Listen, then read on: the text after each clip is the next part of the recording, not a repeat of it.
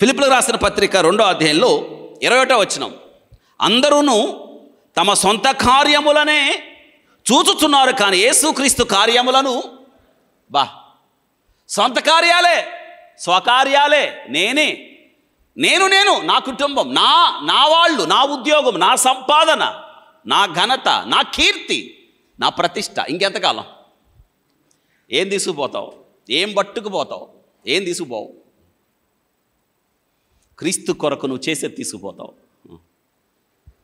నీ సొంత కార్యాలు తీసుకెళ్ళావు, క్రీస్తు కార్యాలు చేస్తున్నామా మనం? సొంత పనులే. ఇదిగో పౌలు గారు చెప్తున్నాడు, ఇప్పుడు ఎపఫ్రోదితు సొంత కార్యాన్ని కాదు చేస్తున్నాడు. ఎవరి పని మీద? దేవుని పని.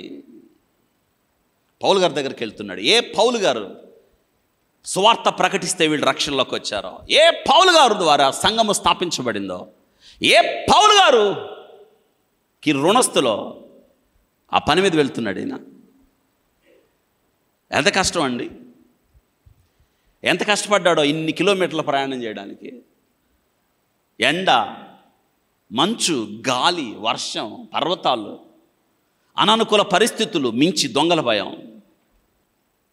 ఆపదల్లో వెళ్ళాడు, కష్టాల్లో వెళ్ళాడు, చేరుకున్నాడు. బహుశా ఈ ప్రయాణంలో అతడికి ఎదురైన పరిస్థితులు, అక్కడికి వెళ్ళాడు. అక్కడికి వెళ్ళి పౌలు గారికి అయితే సంఘం ఇచ్చిన ఆ ప్యాకేజ్, సంఘము సమకూర్చి ఇచ్చిన వస్తువులన్నీ చేర్చగలిగాడు. కానీ ఇతను మాత్రం ఏమయ్యాడు?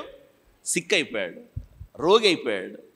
అవడం మాత్రమే కాదు, రోజు రోజుకి ఏమైపోయింది? ఆయన ఆరోగ్యం క్షీణించిపోయింది రోజు రోజుకి. వింటున్నారా? పౌలు గారు క్షీణించిపోతున్న ఆయన మీద చేయబెట్టి టచ్ అన్నాడా? అనలేదే. పౌలు గారు నీడబడితే బాగయ్యారు, పౌలు గారు నడికట్టు పట్టుకుంటే మరి ఇప్పుడేంటి? పౌలు గారు ఏడ్చాడు చచ్చిపోతుంటే, ఆయన రోగి అయి చావ సిద్ధమై ఉంటే పౌలు గారు చేయబెడితే టచ్ అంటే లేచాడా? టచ్లు నమ్మకండి.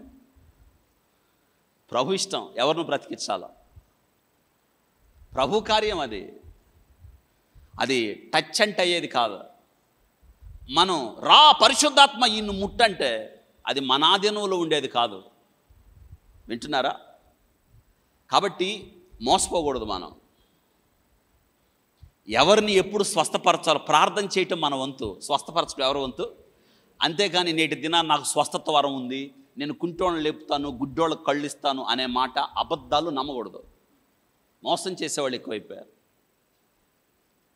వాక్యాన్ని నమ్మాలి మనం. స్వస్థపరచువాడు ప్రభు, ప్రార్థన చేయాలి. విశ్వాస సహితమైన ప్రార్థన. రోగిని ఆయన ఇష్టం. జీవితకాలం అంతా పౌలు గారిని రోగాలు వేధించాయి. ప్రభు ఆయన స్వస్థపరచలేదే, ఉండనివ్వు అది అన్నాడు. ఇప్పుడు ఎపఫ్రోదితు, వింటున్నారా, చావ సిద్ధమయ్యుండెనో.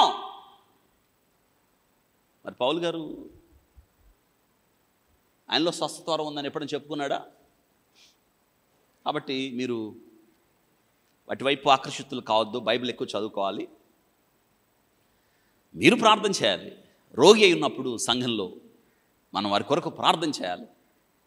అంతేగాని ఎక్కడో స్వస్థత ఉంది వాళ్ళని మనం ఇచ్చి చేయబెడితే బాగవుతారు అన్నది అది అవివేకం అవుతుంది.